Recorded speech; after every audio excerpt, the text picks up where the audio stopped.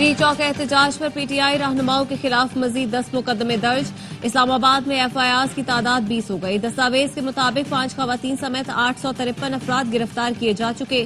640 की शनाख्त मुकम्मल हो चुकी। 13 मुकदमात में इंसदादी दहशतगर्दी की दफात शामिल की गई।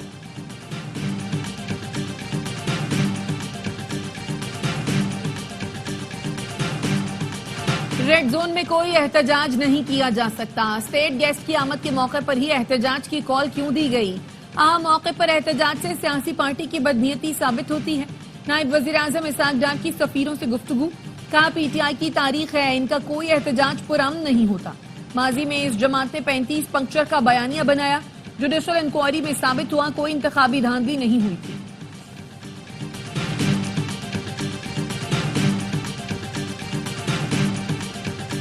हम जंगजू नहीं, आम शहरी हैं। हुकूमत के सलूक से लगा जैसे हम इस मुल्क के बाशिंदे ही नहीं। शिबरी फराज कहते हैं बानी पीटीआई से सिर्फ 2-3 वकला मिलते हैं जिनका सियासत से ताल्लुक नहीं। बानी पीटीआई से सियासी लोगों की मुलाकातें बंद हैं। सलमान अकरम राजा ने कहा हमारे खिलाफ धड़ाधड़ मुकदमात बन रहे हैं, अब अदालती निजाम का इम्तिहान है। बैरिस्टर सैफ ने कहा हुकूमत के जाने तक धरने देंगे। इंतशार फैलाने का सबब ये लोग हैं, हम नहीं। GHQ हमला केस में उमर अयूब की बरियत की दरख्वास्त खारिज। इंसदादी दहशतगर्दी अदालत ने महफूज फैसला सुना दिया।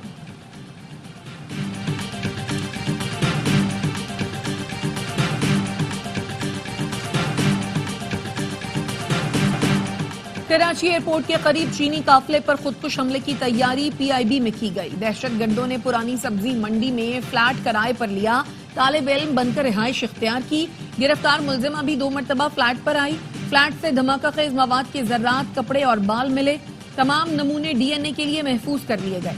जराये का कहना है गाड़ी में बारूद बलोचिस्तान से भरकर लाया गया था। फ्लैट का किराया और दीगर अखराजात कलादम बलोचिस्तान लिबरेशन आर्मी भेजती थी। पाकिस्तान और रूस के दरमियान 8 मुआहिदों पर दस्तखत। 2 तरफा तिजारत, तिजारती, सनती और मुआशी ताउन के फरोग। इंसुलिन की तैयारी के हवाले से मुआहिदे शामिल। वजीर तवानाई ओवैस लगारी कहते हैं पाकिस्तान और रूस के दरमियान ताउन को फरोग मिल रहा है। पाकिस्तान में सरमायाकारी के वसी मौके मौजूद हैं। इक्तिसादी ताउन दोनों मुल्कों के लिए अहम है। रूसी वजीर सरगई तस्वेलेफ ने कहा कि रूस और पाकिस्तान ताल्लुकात देरपा दोस्ती और एतमाद पर मबनी है। रूस से रियायती निर्खों पर खाम तेल की खरीदारी का कोई मुआहिदा नहीं हुआ। जब कोई अच्छी डील मिलेगी तो देखेंगे। वजीर पेट्रोलियम मुस्तदिक मलिक कहते हैं पेट्रोलियम मसनूआत की कीमतों की डी रेगुलेशन का फ्रेमवर्क बनाया जा रहा है।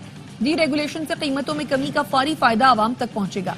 LNG वाफर मकदार में मौजूद है, कोई नया कार्गो नहीं मंगवा रहे। एहसन इकबाल का कहना है पाकिस्तान गैर मुल्की सरमायाकारी के लिए पुरकशिश मकाम बन चुका। काबिल तजदीद तवानाई के शोबे में सरमायाकारी के मौके हैं। पाकिस्तानी मईशत मुस्बत समत पर गामजन है। जलाओ घराओ के मुकदमात। ATC रावलपिंडी ने मुलजिमान को जिस्मानी रिमांड के लिए ताखीर से पेश करने पर RPO और CPO को शोकॉज नोटिस जारी कर दिया। अदालती हुक्म के बावजूद मुलजिमान को क्यों ताखीर से पेश किया जा रहा है? कल पेश होकर शोकॉज नोटिस का जवाब दिया जाए।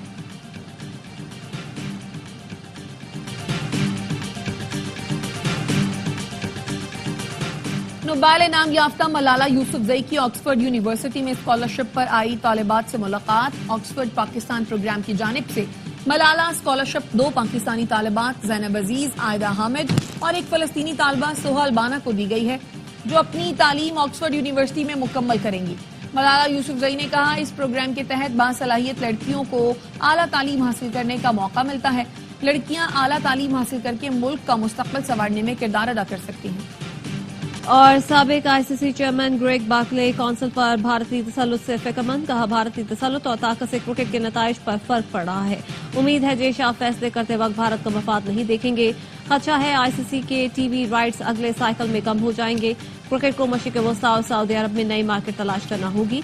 इंग्लैंड को क्रिकेट में बेहतर लीडरशिप दिखाना होगी।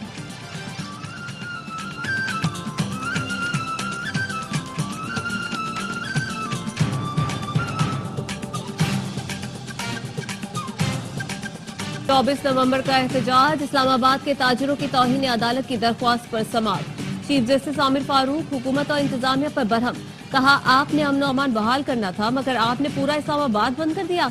मीडिया पर कहा अदालती ऑर्डर पर इजाजत नहीं दे रहे, आपने मेरे अहकामात की खिलाफ वर्जी की है। एहतजाज करना मुजाहिरीन का हक है, कारोबार करना ताजिरों का। अगर कानून कहता है पहले एहतजाज की इजाजत लें तो फिर लें। पीटीआई ने गलत किया तो हुकूमत ने भी तो गलत किया। उनसे भी पूछूंगा कि हुकूमत से लड़ाई में आम शहरियों का क्या कसूर था। पीटीआई से भी पूछूंगा अदालती अहकामात की खिलाफवर्जी क्यों की गई। अदालत ने वजारत दाखिला से रिपोर्ट तलब करते हुए समाअत आइंदा हफ्ते तक मुलतवी कर दी।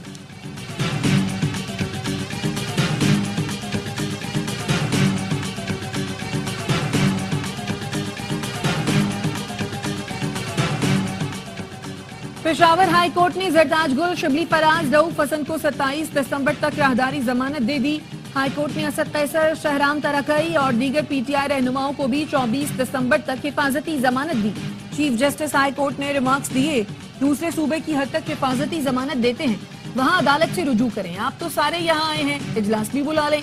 चीफ जस्टिस के रिमार्क्स पर अदालत में कहता है, वजीर आला खैबर पख्तूनख्वा अली अमीन गंडापुर ने डी चौक पर एहतजाज के मुकदमे से इंसदाद दहशतगर्दी की दफा खत्म करने के लिए इस्लामाबाद हाई कोर्ट से रुजू कर लिया।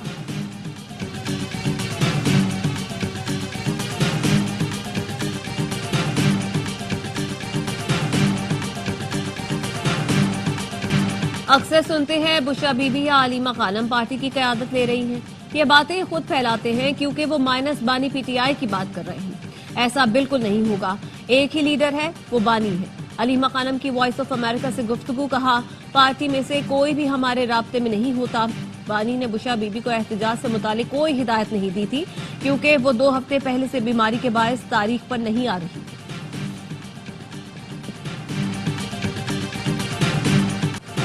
तहरीक इंसाफ सिर्फ इंतशार चाहती है, इनका हदफ कोई इदारा या सियासी जमात नहीं बल्कि पाकिस्तान है।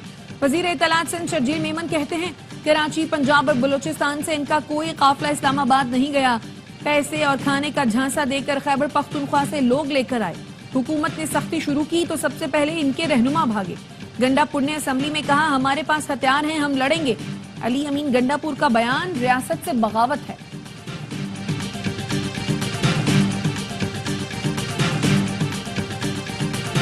वजीर आजम शहबाज शरीफ का 2 रोजा दौरा सऊदी अरब मुकम्मल, वतन वापसी के लिए उड़ान भर ली। वजीर आजम शहबाज शरीफ और सऊदी वली अहद की मुलाकात में इक्तिसादी ताल्लुकात को मजीद फरोग देने पर इत्तेफाक किया गया। वजीर आजम ने सऊदी वली अहद को दौरा पाकिस्तान की दावत दी, जो उन्होंने कबूल कर ली। सरमायाकारी के हवाले से मफाहमती यादाश्तों, मुआहिदों पर अमल दरामद की रफ्तार पर इत्मीनान का इजहार।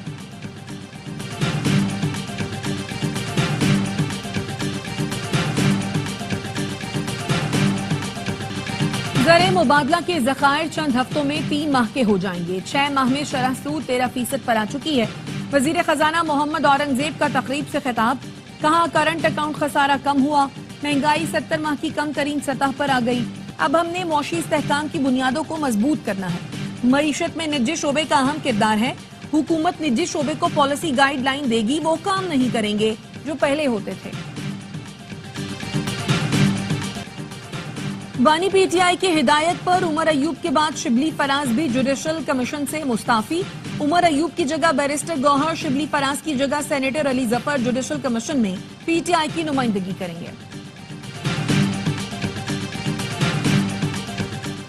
सिंध हाईकोर्ट ने साबिक सदर आरिफ अलवी की 20 दिन के लिए हिफाजती जमानत मंजूर कर ली। अदालत का आरिफ अलवी को 50,000 रुपए के मुचलके जमा करवाने का हुक्म। केस की मजीद समाअत के लिए मामला आईनी बेंच को भेजा जा रहा है।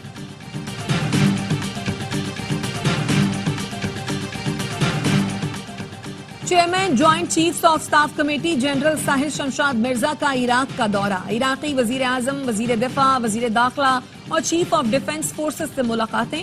पाकिस्तानी और इराकी हुकाम की अस्करी ताल्लुकात को फरोग देने से मुताल्लिक बातचीत। जनरल साहिल शमशाद और इराकी क़यादत का दिफाई ताल्लुकात मजीद मजबूत बनाने के आज़म का यादा।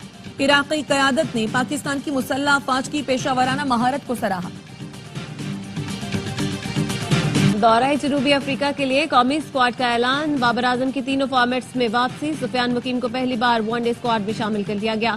Fast bowler Shaheen Afridi white ball squad का हिस्सा। हेड कोच आकिब जावेद कहते हैं, यकीनी बनाया है कि तीनों स्क्वाड्स मुतवाजिन हों। चाहते हैं शाहीन आफरीदी चैंपियंस ट्रॉफी के लिए ताज़ा दम हो। कौमी क्रिकेट टीम 10 दिसंबर से 7 जनवरी तक जनूबी अफ्रीका का दौरा करेगी।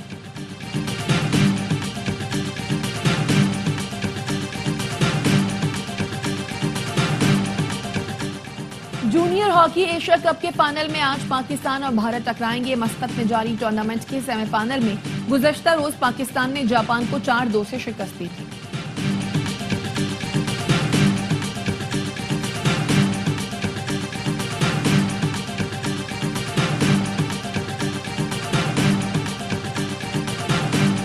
और अंडर 19 क्रिकेट एशिया कप में पाकिस्तान और जापान मध्य मुकाबल। पाकिस्तान ने 244 रन का हदफ दे दिया। टॉप ऑर्डर नाकाम होने के बाद रियाजुल्लाह ने 66 रन की शानदार इनिंग्स खेली। शाहजेब खान ने 45 रन बनाए। हदफ के ताकुब में जापान की बैटिंग जारी।